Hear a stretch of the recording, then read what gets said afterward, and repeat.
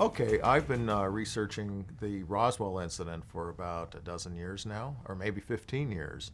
And what I'm best known for is analyzing a photograph of a telegram, a military telegram that was in the hands of General Roger Ramey. And this is right in the midst of the Roswell incident. And what happened is the base in Roswell put out a press release that they'd recovered a flying saucer, and that they were flying the pieces or whatever it was to Fort Worth, Texas, to see General Ramey. And then about an hour after the press release, General Ramey is saying, "Oh, it looks to me like it's a weather balloon." So that was his basic story. And then an hour later, he brought in a photographer from the local newspaper, and photographs were taken. And you can see in all the photographs, he's holding this slip of paper, but in one, the photographer, just by chance, happened to get an angle on the front of the paper, and that's what's called the Ramey memo. And we've long wondered what might be on it, and there's speculation that it was a new press release about weather balloons. But starting about a dozen years ago, the photographer assembled a team, and they started to take a look at it, and they got blow-ups. And one of the words they picked out of there was victims, and that got a lot of people like me interested in it, and then we started looking at it. And now we have a pretty good idea of what's in that memo. And basically what it is General Ramey is communicating with the Pentagon to General Hoyt Vandenberg, who's the acting chief of staff there for the Army Air Force. And he's informing him as to what's happening and what they're planning. So what's happening is he says that they found a disc, okay, which he may also describe as being a pod or an airfoil. It's a little unclear. And the victims of the wreck, that you, meaning Vandenberg, had forwarded to Fort Worth, Texas, possibly to some team there. And then there's the next paragraph, okay, that's what's happening. This is what we're doing about it. Well, they have the bodies. How are they getting them to Fort Worth? Well, they're flying them out. And maybe a C-47, maybe a B-29. We know of a B-29 flight the next day. We have the testimony of the crew and one of the people who was guarding, the loading of of this large crate into this box. And the crew said they got to Fort Worth, and it was greeted by a mortician because one of the crew members knew the guy, knew he was a mortician. So it was surrounded by an armed guard and chained into this B-29. So they all thought that was very peculiar. Plus, they knew about the rumors of the crashed saucer and the little men, that had been recovered outside of town. So I think the memo is talking about this flight the next day. They were still planning it. They didn't know how they were going to do it. So it says aviators in the disc. I think it says aviators. They will ship, and I think it says to the flight surgeon at Fort Worth. And then they were going to ship them by C-47 or B-29. And then the next, I think, is talking about, okay, that's the bodies. What are they doing with the craft that they recovered? Well, I think it says that Wright Field, which is in Dayton, Ohio, where they had the aeronautical labs, they were going to assess this object at Roswell. And it has the words "at Roswell" in there. And then next it starts talking about, okay, now this is how we're going to cover it up. This is how we're going to deal with it publicly. So at first it says perhaps about noon, a counterintelligence team at Roswell, and we have witnesses there say there are all these strange Army counterintelligence guys running around. This counterintelligence team said to send out what they call the misstate meaning of story, which we think is referring to the press release. In other words, they were giving part of the story, a little bit of truth, but they weren't telling the whole story of what was going on. And the press release said we recovered a flying disc, but didn't say what it was, didn't say exactly where, didn't say anything about bodies or a disc or whatever. So that's the misstate meaning of the story. And then they said, and they think that the next press release of weather balloons, which was the news story that Ramey was putting out, would work better if they add photos of weather balloons, which Ramey was doing at right that moment, and then do balloon demonstrations afterwards. Okay, so, and then I've been able to document a whole number of military balloon demonstrations that followed in the next few days. In fact, they were openly bragging about it. They were saying, You know, they were trying to kill the saucer report. So the Army and Navy was engaged in this, what they called a concentrated campaign to stop the rumors. So that they were saying, we're debunking the saucers. I mean, they were very open about it. They weren't hiding it.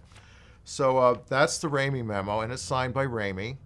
And I think the last part, the counterintelligence team was saying, we think we need to add visuals, okay, to just a simple a release saying that, oh, it's just a weather balloon isn't going to convince anybody. We think we need photos. So that's why Ramey had his weather balloon at his feet at that moment. This photo was taken, and then why they had the balloon demos afterwards. So that's the Ramey memo, and it's a bit different from the modern Air Force story that, oh, it's just a mogul balloon, and there weren't any bodies, and it's all exaggerated and made up. So that's that.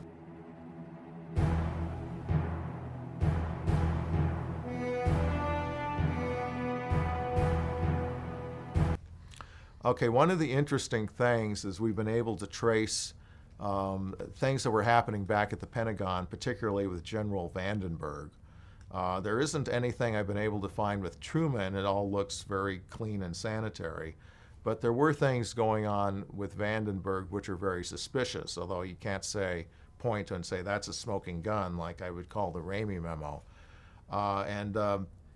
Vandenberg's involvement, public involvement, from quotes in the newspaper, started on July 5th. The incident, with the press release on the base was July 8th, the afternoon. So Vandenberg is in Texas at that time, which I thought was a little suspicious, but I think he was just doing a political favor for a congressman. He's returning to Washington on July 5th, and he's asked about the flying saucers. And one woman says, are they Russians? Do the Russians have the secret of the flying saucer? And he says, well, we're looking into it. We've received thousands of inquiries. He says that. And we've been looking into it intensively since, I think he said July 2nd, maybe July 1st. So he admits that they're investigating. He doesn't say anything beyond that. Then he gets back to Washington, which would be, this was the weekend, July 5th. July 7th is Monday. And there he is in his log, which is in the Library of Congress. He's with General Curtis LeMay, who's the Deputy Director of Research and Development for the Army Air Force. And LeMay is briefing him on the flying discs because there's just all these reports in the newspapers, and the Pentagon is obviously getting flooded with phone calls about it. So Vandenberg is personally taking calls from a newspaper in Canada, asking what they are, and he's non-committal. There's a hoax crash disc story going on in Houston, where somebody claims to have found a disc and it has Army Air Force, printed on it. So he is personally spending a lot of time with LeMay trying to kill that story, and he's telling his people, he's calling his people in Houston and says, kill this story, do whatever you can to kill the story, which is itself kind of curious. And I sort of suspect that he already knew what was going on in Roswell, and he was afraid that might spread, and get the press curious at that time, and they were trying to contain it. What was going on in Roswell, according to the base public information officer Walter Hott, who in an affidavit that came out in 2007, he said that he was aware of them investigating this debris field northwest of town on July 7th when he got back to his office. But then later in the day, he heard that they had found a craft and body site north of town, closer into town, and had been discovered by civilians earlier that day. So back in Washington, Vandenberg has been informed of this, and so now they're really concerned. They have this craft and body site. We don't know exactly when, but so Vandenberg in the early afternoon is trying to kill this disc story down in Houston.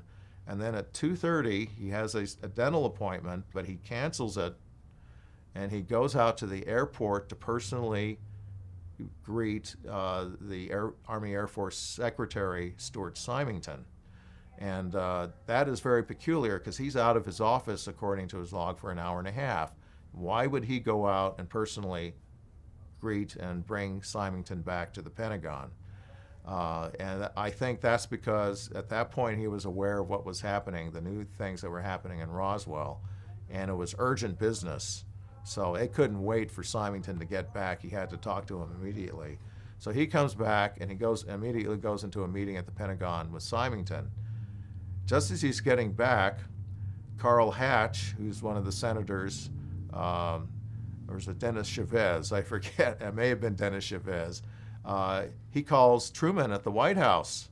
Actually, his son calls for him, and he requests a special meeting with Truman, which does take place 2 days later, on July 9th in the morning. So what was that about? We don't know, because there's nothing in the Truman's logs or anything like that that says what the meeting was about. But it's just very curious. There are all these coincidences going on. That's the thing. There are just dozens of little coincidences like this. So Carl Hatch, or Dennis Chavez, is requesting this meeting with Truman.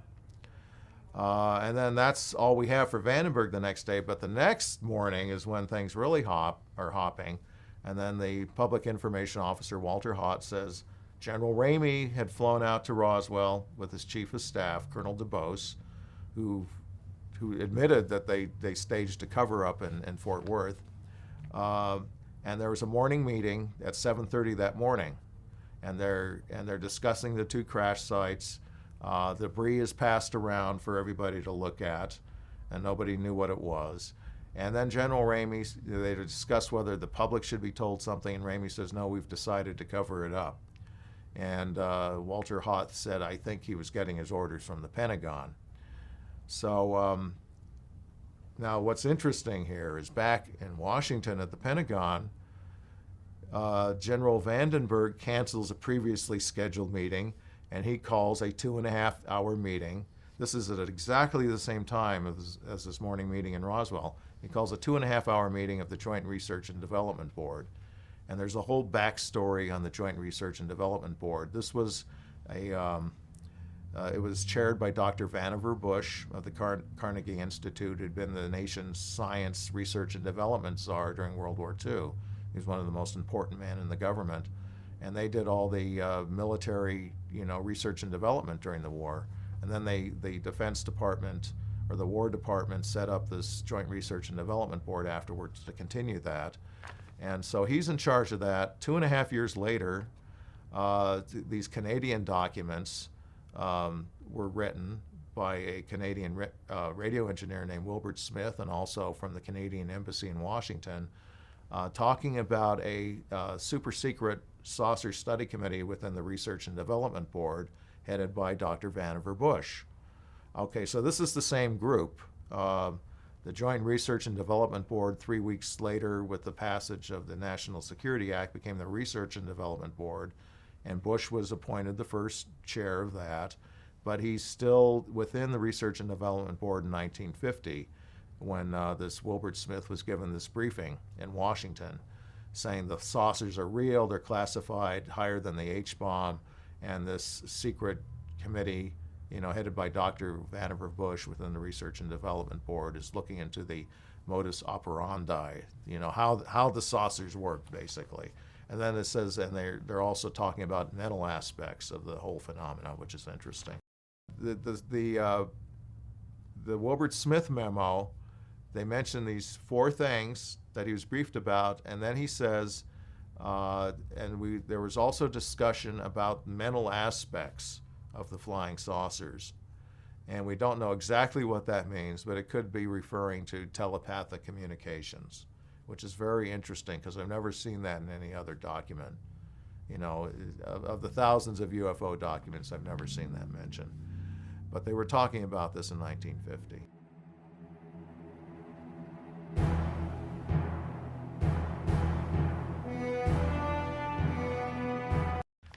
As to the paper trail with Roswell, basically there is none. But that's in itself curious because this was a huge news story. Okay, it tied up the phone lines in the Pentagon for an entire afternoon and into the evening. They got probably thousands of phone calls. The newspapers mentioned the phone lines into New Mexico and Texas being tied up. So this was a huge news story. It was headline news. And yet there's no paper trail. You know, the Pentagon, it says Vandenberg right in the middle of this. This is about 45 minutes after the press release went out over the wire. He leaves his office. He goes to the Pentagon press room and personally handles the situation, directing calls to New Mexico and Texas. Now, okay, what's happening, guys? Like as if he didn't know. But he, you know, he's putting on a show. But you think Vandenberg would be very upset with this. You know, I had to disrupt my schedule to deal with a weather balloon. I mean, there would have been an investigation. How could you guys, you know, screw up that badly, misidentify a simple weather balloon? No investigation. There's no paper trail. The only government document that's ever been found on this was an FBI telegram that was written out of Dallas, where they're called by one of the intelligence people, you know, at Fort Worth, and they're said, oh, it's just a weather balloon and it's attached radar target. We're shipping it to Wright Field because phone conversations with them, they don't disagree. They disagree with the weather balloon story. They don't say why. They say, oh, we don't think it's a weather balloon.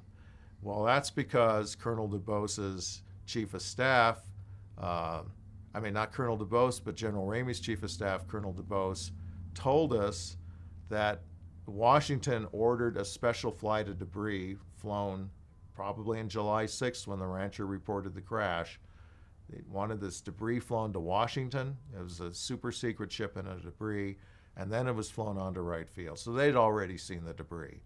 And I think that's why the FBI is told, or they talked to Wright Field, and Wright Field told the FBI, we don't think it's a weather balloon. Okay, so they say that. And the other interesting thing is General Ramey said, oh, we've canceled the flight to Wright Field. It's just a weather balloon. But the FBI is saying, no, we're shipping it off to Wright Field, and Wright Field doesn't think it's a weather balloon.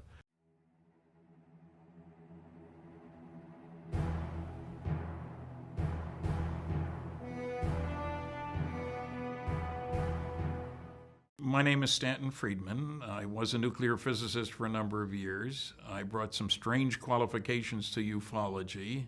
I worked on advanced propulsion systems so I could deal with the you can't get here from there kind of guys. I have had to think about all the why questions because I always get asked them, and people seem to find my answers edifying, if you will. I found that I had a good memory and could trust myself. And I find that I enjoy being on the stage. So you put them all together. And also, I was on a championship high school debating team. So it means you have to know both sides of the question. And it's much easier to handle the nasty, noisy negativists, as I call them, when you know their side as well as yours, and you know they haven't done their homework. I have yet to find a debunker who has done his homework. Otherwise, he wouldn't be able to defend his position because there's plenty of data showing him he's full of baloney. So I take joy in that. I was the initial civilian investigator of the Roswell incident. It was totally by surprise. I mean, unexpected, so to speak. And I certainly didn't know when I had my first conversation with Jesse Marcel that 30 years later I'd still be working on that case, you know. Or that Roswell would have a festival every year and so forth. I've enjoyed coming here. I enjoy the opportunity to answer people's questions. I found that fear of ridicule is one of the major human motivations. You want to avoid it. And so people are very pleased to get the chance to tell me about their experiences. They know I'm not going to laugh, and that pleases them. We all need to tell somebody to justify ourselves, maybe, whatever it is, but validate our self. So I've served that role for a long time. Also, I've found, somewhat to my surprise, that I became the champion for the downtrodden, so to speak. People enjoy when I'm on television and take on the noisy negativists, the debunkers, because not many people are willing to do it. So I feel an obligation to do that and to speak out. Now, I'm not saying everything in ufology is great, because it isn't. But I think we need to give credit where it's due and to encourage, especially younger people, to get involved. I mean, I'm an old man now, and I don't know how long I'll be here. We need other people to pick up the cudgel, so to speak, to hit the debunkers over the head and to go to the media. And I will expose the people on the pro side when they say things that are stupid or wrong. And I don't stick up for everything that says these things are real. There's a lot of guys saying things that simply aren't true. So I feel an obligation when I get asked to comment, when I get asked to appear, to do that, but to have facts in hand before putting mouth in gear. Old habit from the debating days.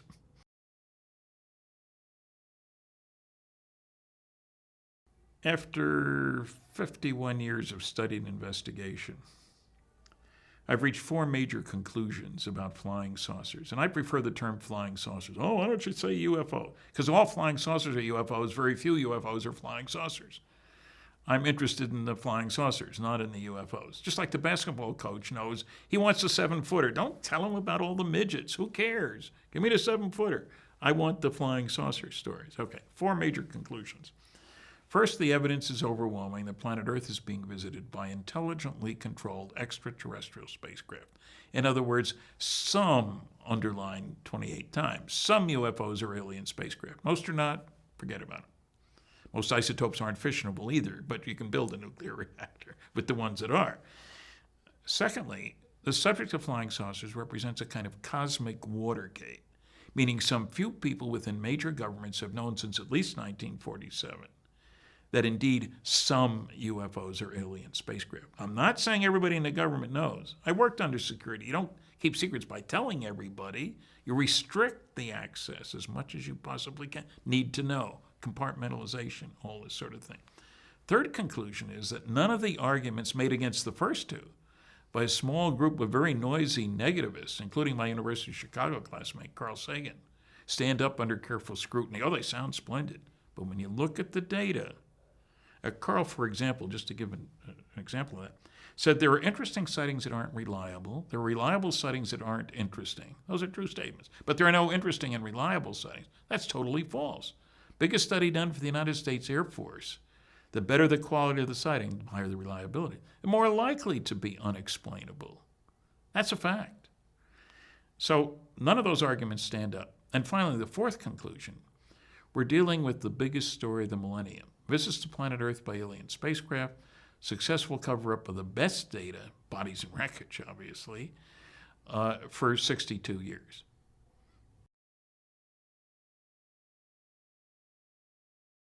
Simply put, in July 1947, about roughly 2 weeks after Kenneth Arnold's famous sighting, where he saw 9 objects, he wasn't talking alien spacecraft, thought they were a secret government project, but they sure didn't look like any airplanes he saw.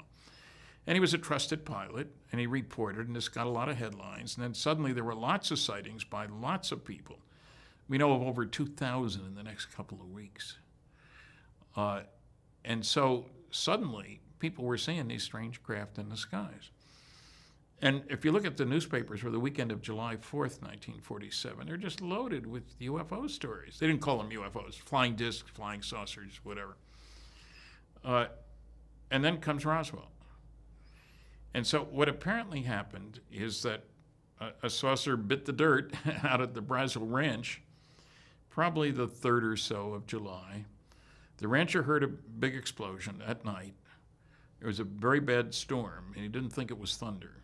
I've been here in storms. I had my car pelted with the hailstones, making a mess out of my car, lightning and so forth. They're powerful storms, the water from the Gulf and the air from the west, and whammo.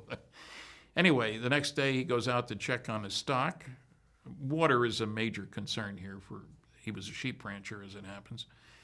And he finds this area, he was on horseback, finds this area covered, strewn with lots of pieces of very strange material, like nothing he'd ever seen before. And we're talking half-mile to a mile long area, hundreds of yards wide, and all this weird stuff out in the middle of nowhere. Now, his concern was that the sheep didn't seem to want to cross the debris field. You've got to get them to water.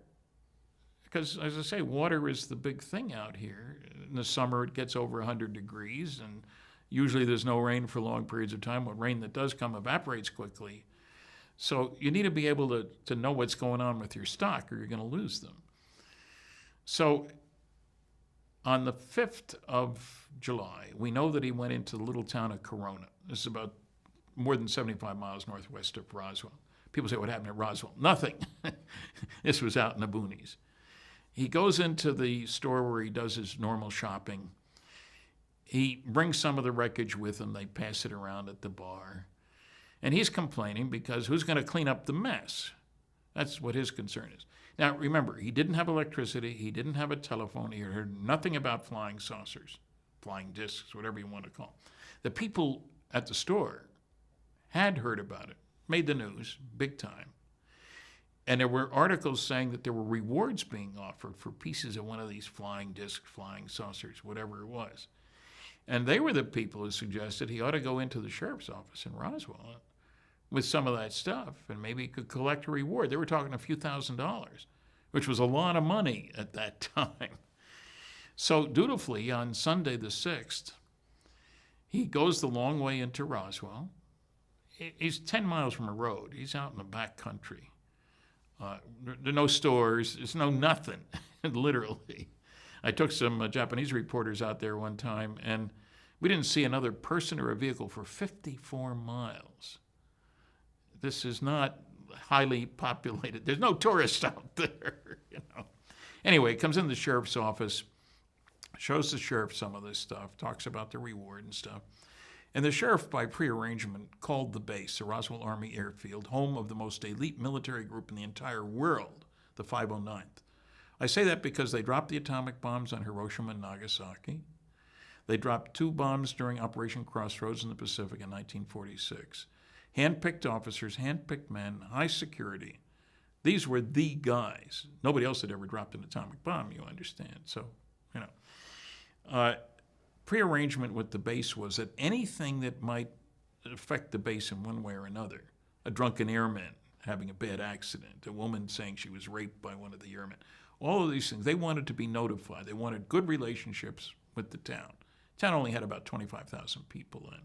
The base had a few thousand people. So he happens to get Major Jesse Marcel.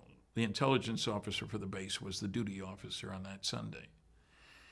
He checks things out. The sheriff tells him there's a rancher here with this weird stuff. Jesse checks it out, talks to Colonel Blanchard, the base commander, and Jesse tells him, didn't see anything conventional. Don't know what it was. So Colonel Blanchard says, because the rancher had said there's lots of this stuff out there, this is kind of crazy. What's going on here? He knew he hadn't lost any airplanes. It wasn't one of his. Tells Jesse to take a counterintelligence corps guy out with him. That's important because the big concern was who's trying to spy on us. New Mexico had more classified work going on per capita than any other place. 2 nuclear weapons labs here. All the missiles being fired over at the White Sands Missile Range. The biggest employer in the state at the time was Kirtland Air Force Base. So if you're going to be a foreign country like the Soviet Union and you want to spy on the United States to see what's going on technologically, New Mexico's the place. So Colonel Blanchard was being sensible. And there's no way you could tell anybody how to get to the site. No GPS back then. People said, why did they plug in the coordinates? Well, they couldn't. So they followed the rancher out. Got there fairly late in the day, had their sleeping bags, stayed overnight, and the rancher gave him a can of beans. I got that from Jesse Marcel later. I was the first to talk to him.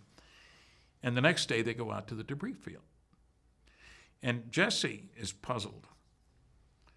Here's all this stuff, almost a mile long, hundreds of yards wide, and this weird materials, but nothing conventional, and no crater. When an airplane goes in, it makes a pretty big hole in the ground. When I say conventional, I mean no nuts, bolts, rivets, propellers, wires, vacuum tubes, tags saying made in Oshkosh. There was nothing like that. So they picked up as much as they could, put it in their 2 vehicles, and went back to Roswell.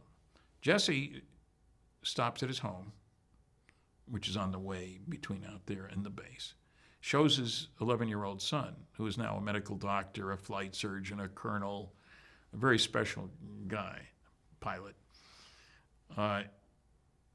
And in the morning goes into the base and brings his stuff to the meeting there. And the colonel has to decide what to do, and his choice is he gives 2 orders which impact on the story. One is to Walter Haut, the base public information officer, put out a press release saying we've recovered one of these flying discs that people have been talking about. The other is to Jesse. Take one of our B-29s to take you and the wreckage to Wright-Patterson Air Force Base, which is the place you normally send captured enemy equipment to figure out what the heck is it, how does it work, etc. But make a stop at our headquarters, 8th Air Force in Fort Worth, Texas. If you look at a map, it's right on the way. So everybody follows orders. For people who say, why didn't they argue? Come on, this is 2 years after the end of the war.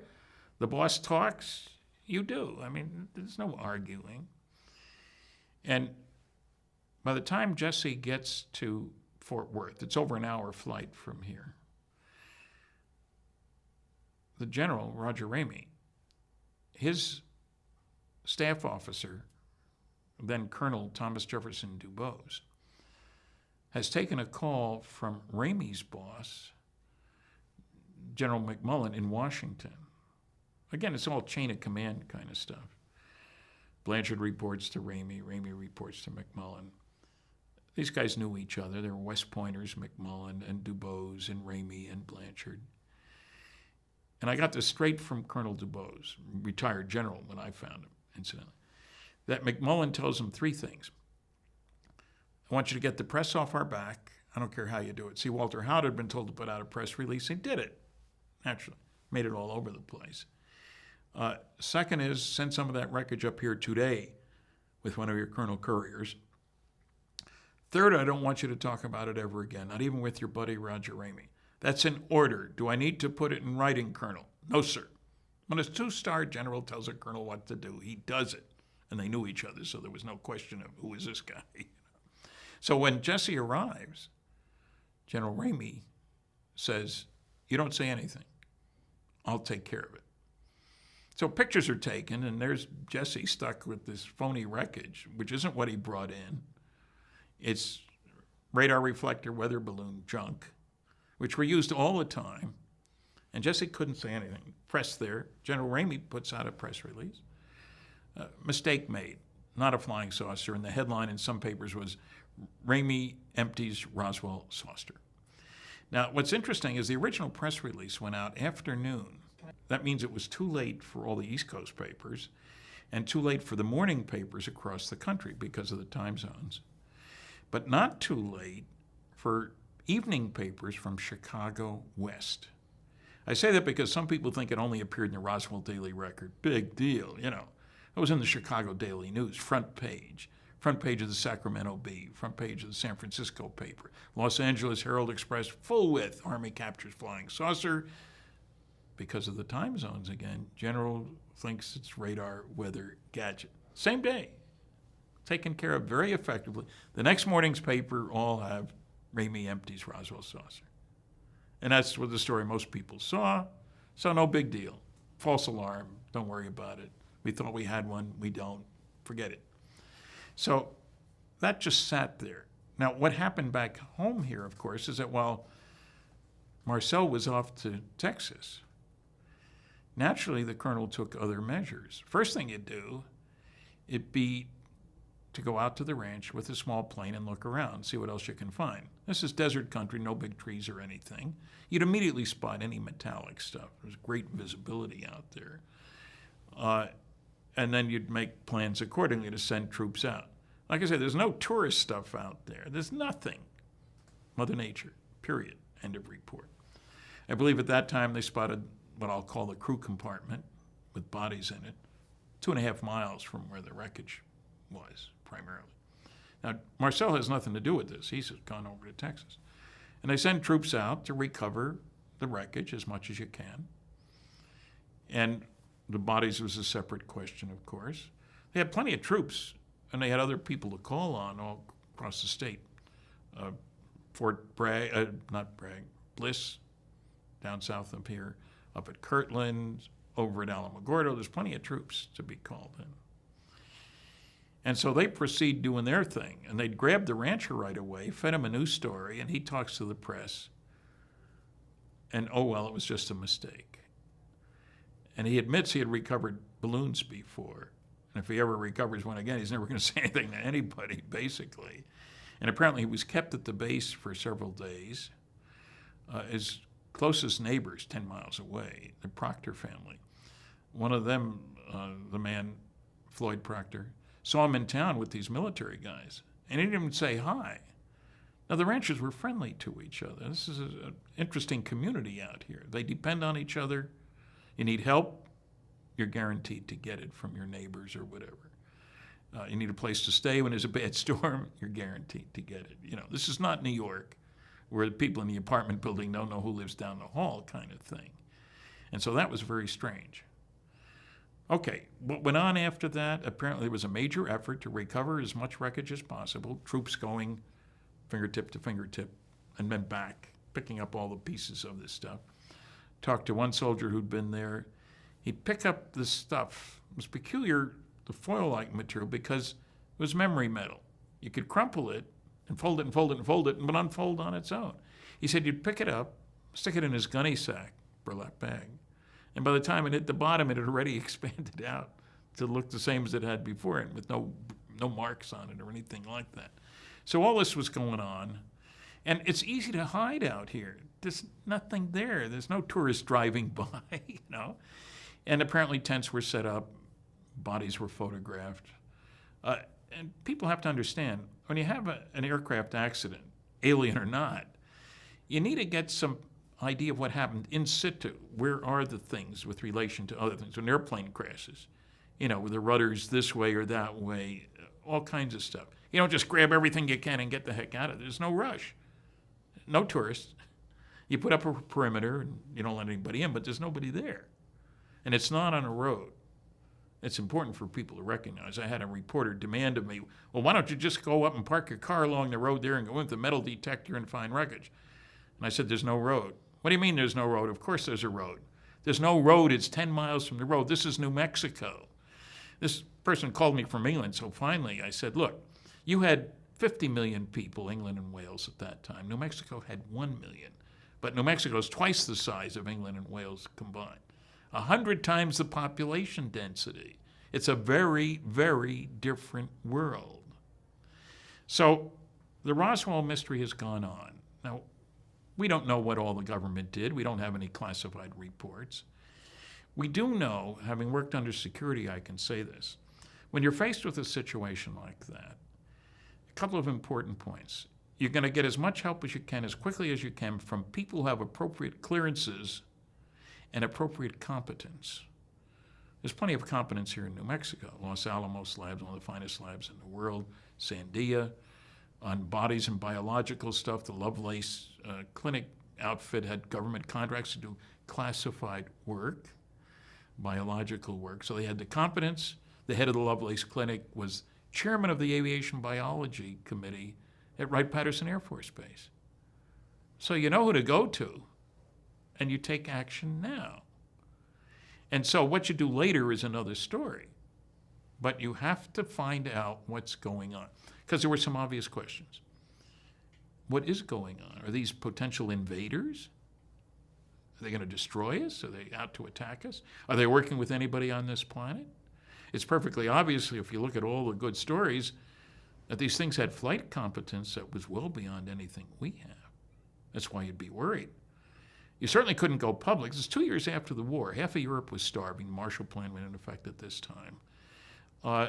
You could hardly say to the world, oh, we thought you'd like to know. You know, there are these alien spacecraft flying above our territory. We can't do a darn thing about it. We don't know what they want, where they're from, or how they operate, but we thought you'd like to know. Totally destabilizing at that time. And justifiably so. They shouldn't go public. That they pulled a fast one on the... Pulling fast ones in New Mexico is nothing new. When the first atom bomb was tested, very successful, it was seen from 100 miles away. There were people up at 5:30 in the morning who saw it. Spectacular. A second sun, somebody said. Well, there were calls to sheriff's offices all over the state. What happened? Well, finally, after a few days, they put out a press release. An ammunition dump had blown up, and fortunately, nobody was injured. This was after the July 16th explosion of our first atomic bomb. Now, after the August 6th and 9th, the bombings of Hiroshima and Nagasaki, then it was announced what that was the first tested one. I don't blame them for lying. Disinformation, misinformation, important part of military tactics. And we used a lot of it during World War II, intentionally. And I'm not saying that's wrong. The question now is, shouldn't we be told more than we have been told? Should people be exposed to ridicule? Now, why would they keep the secret? People keep asking me that. Well, why don't they tell us what they know? You want to figure out how the darn things work. They make wonderful weapons delivery and defense systems. You got wreckage. You set up your secret project. Rule number one for security, always, you can't tell your friends without telling your enemies. They listen to the radio too. Didn't watch television back then, but they read the newspapers, Second problem, what if the other guy figures out how they work before you do? And everybody's got another guy, India and Pakistan, us and the Russians, and a whole bunch of these, North and South Korea, whatever. And you don't want them to know, they know. Because weapon, counter-weapon, counter-weapon, it's an old game that's been played for a long time. The third problem, if there were to be an announcement made by highly trusted individuals around the world, not easy to find any, you understand. My favorite choice is the Queen and the Pope, saying, indeed, some UFOs are alien spacecraft. What would happen? Church attendance would go up, mental hospital admissions would go up, stock market would go down, anything that's, you don't know what's going to happen. But I think another thing that would happen based on 600 college lectures is that the younger generation, which unlike me was never alive when there wasn't a space program, would immediately push for a new view of ourselves, instead of Americans, Canadians, Greeks, Chinese, Peruvians, whatever, as Earthlings. Obviously, from an alien viewpoint, we are all Earthlings. We don't seem to like that very much, but that's the way it is.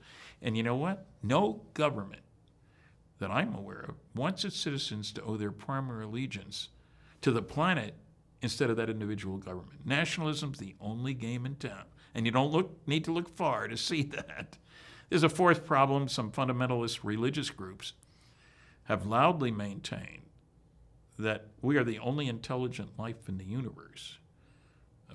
Pat Robertson, Jerry Falwell took this attitude, that this is the work of the devil. And I think that's an insult to the great glory of God, that this is the best she can do, frankly. We killed 50 million during the war, destroyed 1,700 cities. What kind of a civilization is this, for goodness sakes? So there's a fifth reason, technology from a different viewpoint. People have said to me, Stan, look, if their aliens are coming here and we're not going there, that means they're more advanced than we are. That seems reasonable. But that means that soon there'll be new methods of energy production. There goes the oil business. New methods of ground and air transport. There goes the car and plane business. New methods of computers and communication. Economic chaos. Who wants that? And there's a sixth reason, too. I have, over the years, because of the lecturing, because people feel it's safe to talk to me, and they got to tell somebody, heard 7 different instances of planes going up after UFOs and not coming back. We've never told families that. And people say, come on, Stan, you think they wouldn't tell the mother of a soldier why he isn't coming home? Yeah, I'd say they wouldn't. We have good precedent for that. Good precedent for a lousy thing. There's a book by a man named William Burroughs called By Any Means Necessary, dealing with the fate of 166 military crew members of reconnaissance planes that were tickling the radar at North Korea, Russia, and China after the war mostly, but even later. You come in as quickly as you can and see how quickly their radar comes on. These are loaded reconnaissance planes, loaded with instrumentation. Some of these got shot down. We did go past the 12-mile limit kind of thing. Nobody was told anything. unfortunate accident, plane lost at sea. Sorry about that. In 2001, more than 50 years after some of these events took place, the government had a conference. They brought in the families, gave them the medals, and told them what happened to their sons, fathers, brothers, whatever. 166 people. This is our government that withheld the truth from the families. So if they got shot down by UFOs, they weren't about to be told that. And if you told the public, maybe pilots wouldn't want to fly after them either. So it's a complicated question, this whole business. We don't know all there is to know. I don't get classified reports from the government. I did when I worked in industry, but not about UFOs. So what's really needed here is an effort similar to that was used to uncover the political Watergate. Washington Post, they had a lot of backing from the newspapers. Bernstein, Woodward and Bernstein, follow the money and all this kind of stuff. They have spent essentially nothing on looking into the truth about flying saucers. Part of it is arrogance. We take great pride in printing all that's fit to print, says the New York Times. If this were real, it would be important. Everybody agrees with that. No argument there. But if we're important, I would know about it because I keep track of what's important, and I don't, so it must not be, and I'm not going to waste my time. That's circular reasoning. There can't be anything. If there were, I would know. I don't, so I'm not going to look. That guarantees you're not going to find out anything. That's a terrible situation. And I can understand people in power wanting to stay in power. Comes with the territory. But as a nuclear guy, I think the biggest threat to my great-grandson's future is nuclear proliferation. And if I can do anything to get people to take the steps that are needed to cut down the likelihood of that, and one of the biggest would be to recognize that we're all earthlings. To me, it seems crazy. The military budget in the United States this year will be something over $600 billion. The rest of the world, roughly another $500 million. We don't know the exact numbers. And yet, every single day of the year, 30,000 children die needlessly of preventable disease and starvation. Now, those are two sets of statistics that don't make any sense when put together. Why is it more important to build planes, guns, explosives, nuclear weapons, whatever, than it is to feed the kids? What do aliens think about us? And I give an example to people. We figured out how the star works, how all the stars work. The process is nuclear fusion. We figured that out in 1938 on paper. Brilliant physicist from Cornell. Okay, in 1952, we put it to use. We exploded our first hydrogen bomb. How big was it? Well, the equivalent of exploding 10 million tons of TNT. 10 million tons. The fireball was 3 miles wide. Now, what do you suppose the aliens thought about that? What's with these idiots, I think, would be one thing. And remember, the nuclear proliferation has gone all over the place. Not just us, and then Russia, and France, and Britain, and now we got North Korea, Pakistan, India, maybe Iran coming up. So what I'm saying is, recognizing that we're not the big shots we'd like to think we are, that maybe the public needs to know that we're not at the top of the mountain in the local neighborhood. Maybe that would get us to wise up. And I think that's important.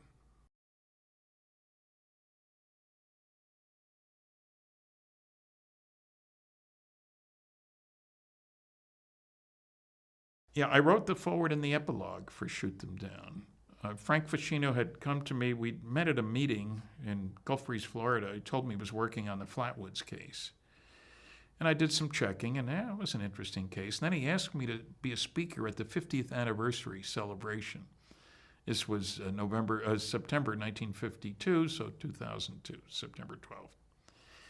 I did a lot more checking, and I decided to go there. I found it to be an interesting case. We visited the actual location. I gave a talk. I talked to the primary witnesses and stuff. I was very impressed with how much work Frank had done. But he hadn't said anything outside about it, so I was encouraging him to speak out, write it up, talk about it. And he's done all of that. You see, he had done some very special things. He had an interview with Colonel Dale Levitt of the National Guard, which nobody else had gotten to talk. He led the West Virginia National Guard, and he had troops out there at the Flatwood case site, came in the back way, so to speak, recovered some strange stuff, never talked about it, but he opened up to Frank after several attempts, but finally. Frank had also talked to the reporter who had been the chief reporter in town at the Braxton County newspaper, had talked to the family of the main witnesses and others, and had been with them on We the People television program. And Frank had gotten him to open up. So he had dug out an awful lot of stuff, and he got the Blue Book files and did a lot of checking around. So I encouraged him, gave him some clues as to how you get more information and all the rest of that, and was delighted to see that he'd finally put together a book. And so I wrote the foreword and the epilogue. And I was again at another conference in Flatwoods. And I think it's an important book because it was expanded from merely the Flatwoods story, which is exciting enough. But we found out that over 200 fatal military plane crashes had occurred, according to the New York Times, which means there were probably more that they didn't know about, between 1951 and 1956. 200. These are fatal ones. This isn't just plain old accidents. This is where pilots were killed. And we found out that 5 of those pilots had over 100 missions in Korea. That means they're pretty good pilots because they were MiGs trying to shoot them down.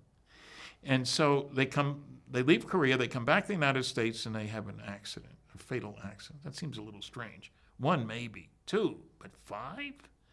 And the New York Times, in several instances, used words like disintegrated and disappeared. What's that supposed to mean with regard to a plane accident, you know? So Frank has put together a tremendous amount of stuff in the book. It should be looked at by everybody to know what was really going on. In other words, I think we're talking the tip of the iceberg. These orders to shoot them down. We have proof of that. And we have the head of the American Rocket Society, a man named Farnsworth, writing President Truman, thinking that was not such a good idea to shoot them down, put out those orders. Furthermore, we have these stories that I noted to Frank about pilots going up to chase UFOs and not coming back. We even have General Roger Ramey, who was so involved with the Roswell stuff. He'd got another star, was one of their experts. 52 was the big year over Washington, D.C. And we have him admitting that they scrambled jets hundreds of times, just routine. But if they're no threat to the security of the United States, which is the constant claim, so why are you chasing them, and why are you telling pilots to shoot them down, you know? So there's a lot more going on here that we don't know about, just like from the intelligence agencies. I can guarantee you a laugh from an audience when I show the blacked out CIA UFO documents that it took me 5 years to get and that you can read 8 words on a page. By their definition, they're UFO documents, you understand. The NSA, National Security Agency, no such agency is the inside joke, you know, or NSA never says anything. Got 160 pages, 156 pages of NSA UFO stuff. You can read 1 sentence per page. All the rest is supposedly sources and methods information. 97% sources and methods and only 3% UFOs. That makes no sense at all.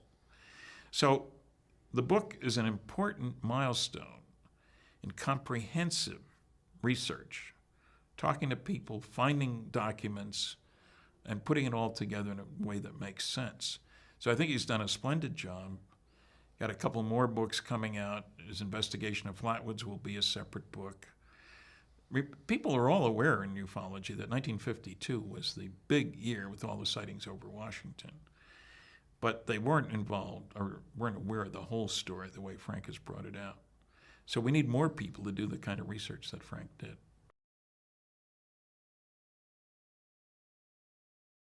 There are 4 rules for debunkers. This applies in many other fields besides ufology, but it's important to recognize these because the tactics are pretty obvious once you start looking for them. 1, what the public doesn't know, I'm not going to tell them. So you won't find the largest study of UFOs ever done for the United States Air Force referenced in the writings of the noisy negativists. It's as if they didn't exist. Don't bother me with the facts. My mind's made up. That's not science. It's pseudoscience. 3rd, the rule is if you can't attack the data, attack the people. It's a lot easier and nobody will know the difference anyway. And this applies to ghosts and all kinds of other stuff, where you can't bring a body into court, so to speak. And 4th, do your research by proclamation. Investigation is too much trouble, and again, nobody will know the difference. So we hear the SETI guys, SETI, supposed to stand for Search for Extraterrestrial Intelligence, really stands for Silly Effort to Investigate. There is no evidence for UFOs.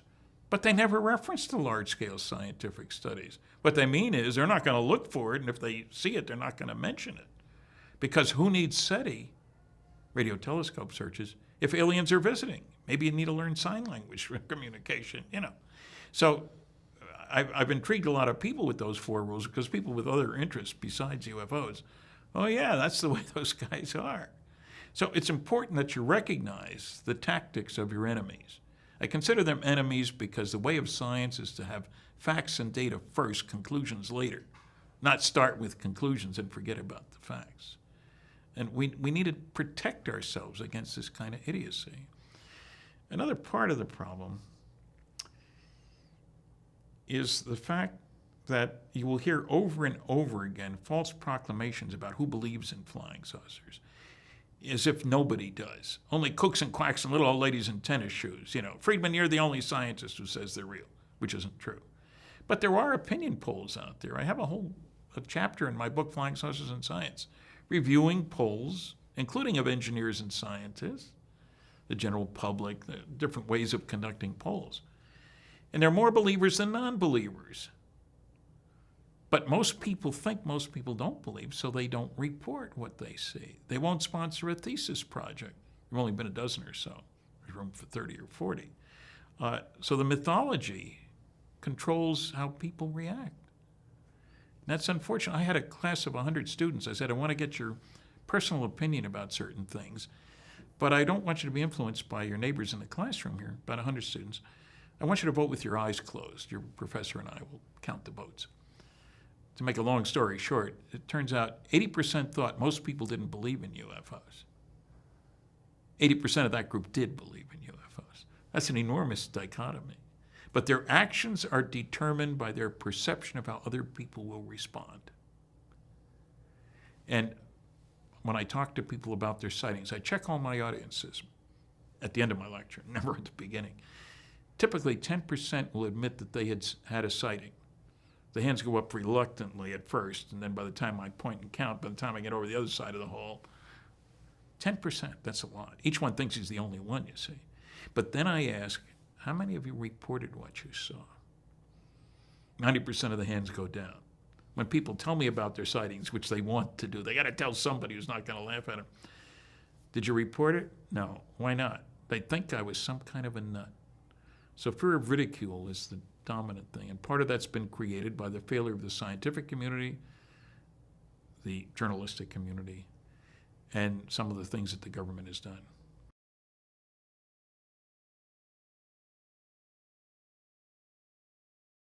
So what difference does it make? So they're real. So who cares? So what? And my answers are that one of the primary things is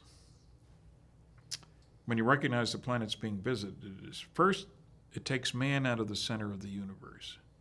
Remember, Copernicus had the gall to suggest the Earth wasn't the center of the universe. The sun was. One little step over. The book was banned for 300 years by the church. They got over it after a while. Flying saucers finished the job that Copernicus started of taking man out of the center of the universe. You see, you can always justify your behavior if you say, hey, we're at the top of the mountain. We're the best there is. It's okay. The old Robert Burns notion of to see ourselves as others see us. I kind of hammer on people the fact that our primitive society has a major activity, tribal warfare. Many young people don't realize that we killed 50 million of our own kind during World War II. We destroyed 1,700 cities. How does that look to somebody out there who's a little more advanced than we are? We're not nice guys. We're wasting the resources of the planet on killing. We don't feed our poor and starving. We build more bombs, more airplanes to destroy people with. So the whole point here, and I'm not trying to upset anybody's religion, although it might give us a chance to think about what that means. Did the God create them? Or is this all there is? If you say this isn't all there is, then you have to say, well, where do we fit in the scheme of things? We don't have a good track record. Now, admittedly, there were plenty of people who thought Bishop Ussher was right. The world was created in 4004 BC on a Thursday afternoon in October. That's only 6,000 years ago, so we know what's gone on. Well, if you say it was 4 billion years ago, that changes the picture. And if you allow for there being much more advanced civilizations than ours, I mean, just down the street, 39 light years away, there are two sun-like stars. They're only an eighth of a light year apart from each other, but are a cool billion years older than the sun. Let's hope that with a little head start, you might develop wisdom. You might develop a better way of doing it. I don't mean they're going to come here and save us. I think they want to save themselves from us. But I'm saying it gives hope for the future that somebody got through this stage where we're out of too much technology and not enough sociology, where we're building too many bombs and not feeding enough starving people. So it forces us to rethink our relationship to the neighborhood, if not the universe. I don't worry about the universe. Within 50 light years is far enough out for me. But when you see how big a variation there is in the ages of the stars in the neighborhood, and how close they have another neighbor. These two stars, Zeta 1 and Zeta 2 Reticuli, not only are a billion years older than the sun, which is quite a bit, but they're only an eighth of a light year apart. They're 35 times closer to each other than we are to the next star over. That means from a planet around one, the other star is visible all day long, which is quite remarkable. And you could directly observe planets around the other star and know that there's life there. So you might expect colonization, migration, all this kind of thing. But maybe you could find out how it is they got through this stage of too much technology, not enough sociology. I mean, I jokingly say sometime, maybe the reason we're so primitive is that this is the devil's island of this corner of the galaxy. They dumped all the bad boys and girls here, and that's why we're so nasty to each other. And people laugh and say, remember, Australia got founded by convicts, and they're proud of it. And Georgia did too. They're not so proud of it. But so what I'm saying is we need a totally new perspective. We need to wake up and see what's really happening in the world around us. Then there'll be some hope for my great-grandson.